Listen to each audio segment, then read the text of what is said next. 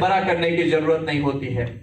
हमारे जीवन में बदलाव के लिए निर्णय बहुत जरूरी होता है, पहली। दूसरी, जब हम निर्णय लेते हैं, किसी चीज के बारे में सोच लेते हैं, किसी काम के बारे में जब हम किसी से बातचीत कर लेते हैं, किसी को कुछ हम समझाने का प्रयास कर लेते हैं कि अब मुझे कोई काम करना है, तो उसके बाद फिर अगर रुकेंगे तो ये हमारी कमी होती है। सोचता हर कोई है, सोचने के बाद शुरुआत बहुत कम लोग करते हैं, और शुरुआत के बाद टिके बहुत कम लोग रहते हैं, और जितने लोग टिके रहते हैं वही लोग सफल होते हैं। यही अंतर है सोचने वालों में और टिके रहने वालों में। इससे सफलता का कोई दूसरा मापदंड नहीं होता है।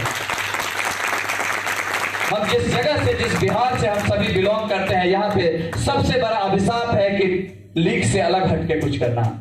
यहाँ पे लीग का मतलब क्या हुआ, लाइन लेंथ का मतलब क्या हुआ कि बच्चा सरकारी नौकरी की तैयारी कर रहा है तो दुनिया का सबसे नंबर 1 बच्चा है, भले वो चपरासी की तैयारी कर रहा हो। हेलो, बुरा मत मानिएगा, मैं सिर्फ टॉपिक को बताना चाह रहा हूं।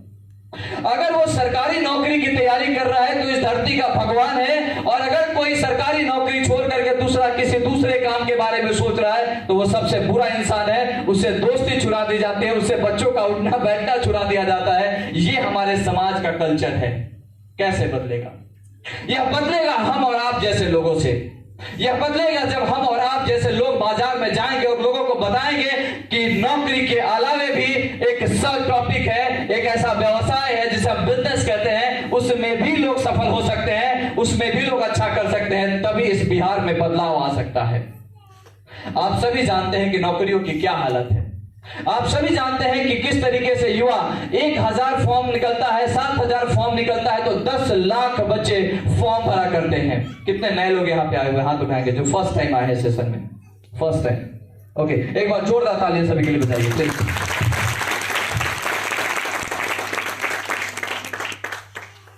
7000 अगर वैकेंसी आती है तो करीब करीब 7 लाख फॉर्म भरे जाते हैं। आप कल्पना कर सकते हैं कि हम कहां हैं? जिस राज्य में हम रहते हैं उसकी पॉपुलेशन करीब 12 से 13 करोड़ लोगों की है। इस 13 करोड़ की पॉपुलेशन में अगर 7000 की वैकेंसी अगर निकलती है, जिसमें 60% युवा है, लगभग 6 करोड़ लोग जो युवा हैं, मैं सिर्फ बिहार की बात कर रहा हूं, क्या संभव है कि 6 करोड़ लोगों को नौकरी दे दी जाए? कभी संभव नहीं है। और यह चीज हम जितनी जल्दी समझ लें उतना ही हमारे जीवन के लिए, हमारे कैरियर के लिए बेहतर होता है। मैंने अपने जीवन में कभी भी किसी भी सरकारी नौकरी का कोई फॉर्म नहीं भरा। मैं ये नहीं कहता हूं कि आपको अगर मौका मिलता है तो आप मत भरिए, भरिए उसको, लेकिन अपना आकलन भी कीजिए कि आप बने किस चीज के लिए हैं। क्या आप उस काम में, जिस काम में लग रहे हैं, तैयारी कर रहे हैं, उसमें रियल रुचि आपकी है? क्या सही मायने में आप चीजों को समझ पा रहे हैं? क्या सही मायने में जितने भी टेस्ट आपसे लिए जा रहे हैं उन टेस्ट में आप सफल हो रहे हैं? अगर आपको लगता है कि आप कि जो एग्जाम है उसके थोड़ा बहुत इधर उधर आप हैं, 10% आप कम है, या 20% आपकी नॉलेज कम है, या 30% नॉलेज कम है, तो फिर आप उसमें लगिए। लेकिन अगर आपको लगता है कि सिर्फ आप उस भीड़ का हिस्सा है जहां पे ज्यादा से ज्यादा जो नॉलेज है वो इसलिए है क्योंकि मेरा दोस्त पढ़ रहा है इसलिए मुझे जाना चाहिए, मेरा कोई रिलेटिव पढ़ रहा है इसलिए मुझे तैयारी करनी चाहिए, मेरी गर्लफ्रेंड वहां जाकर के तैयारी करते है इसलिए मुझे जाना चाहिए, मेरा बॉयफ्रेंड वहां तैयारी कर रहा है इसलिए मुझे जाना चाहिए, अगर इस आपाधापी में आप तैयारी के चक्कर में अपना समय बर्बाद कर रहे हैं तो इसका योगदान जो है, इसका नुकसान जो है जीवन में आप ही को होने वाला है। इसलिए इस आकलन को कीजिए कि आपके पास सरकारी नौकरी के अलावे भी एक ऑप्शन है जिसे हम कहते हैं बिजनेस।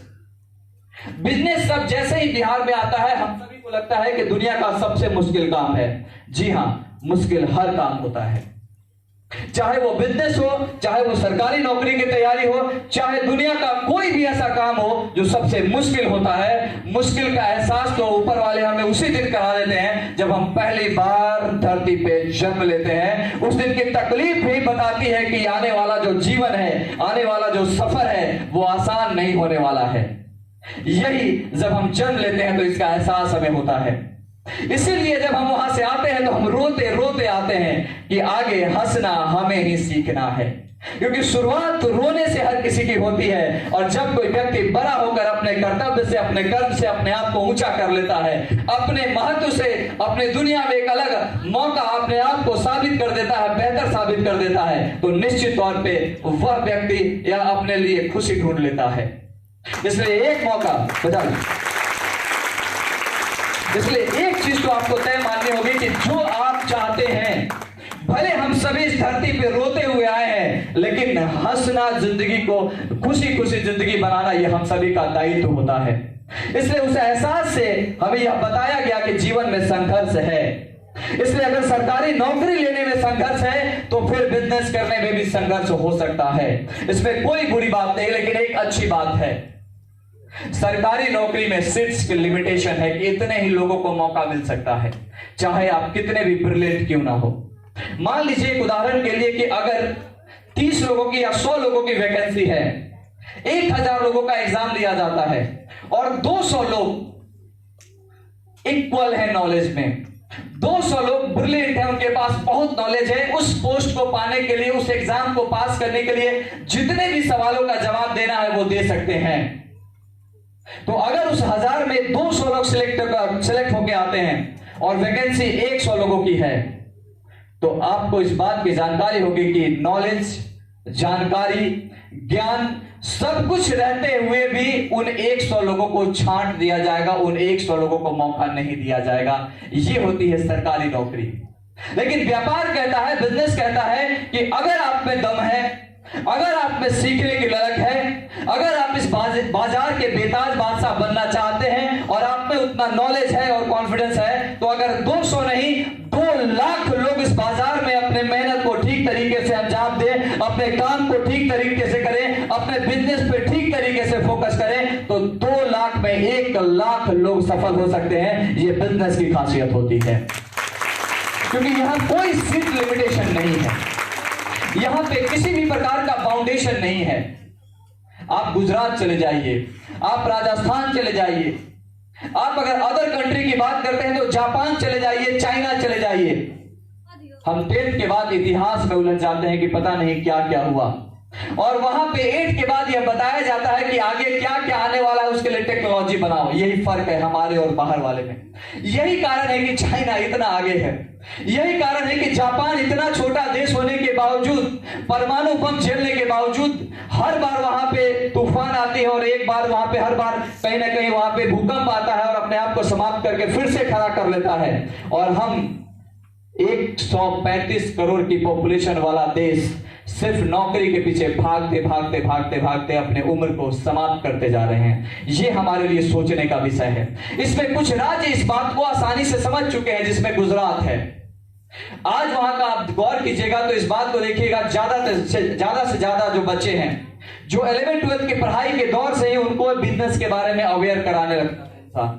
उनके पेरेंट्स उनका सपोर्ट करने लगते हैं कि बेटा कोई बात नहीं, बिजनेस करो, मैं तुमको बता रहा हूं, सिखा रहा हूं, अगर कुछ नुकसान भी लग गया तो कोई बात नहीं, मैं तुम्हारे पीछे इन्वेस्ट कर रहा हूं। ठीक है, हम सभी की आर्थिक स्थिति यहाँ पे अच्छी नहीं है, हम जिस फैमिली बैकग्राउंड से आते हैं वहां पे पैसों की समस्या है, इसमें कहीं को दो राय नहीं है। लेकिन जरूरी नहीं है कि हर बिजनेस करोड़ों से शुरू हो। कुछ व्यापार ऐसे हैं जो हजारों से भी शुरू होते हैं, और मैं ऐसे कई व्यापार को जानता हूं जो हजारों से शुरू होकर ही अरबों तक पहुंचा है। और आप यह बिजनेस या कोई भी बिजनेस 1000 से शुरू करके आप ही अरबों तक पहुंच सकते हैं, बशर्ते आपके अंदर हौसला है कि नहीं, ये आपको तय करना पड़ेगा। आपको विश्वास है कि नहीं, किसी भी व्यापार को करने के लिए एहसास आपको करना पड़ेगा।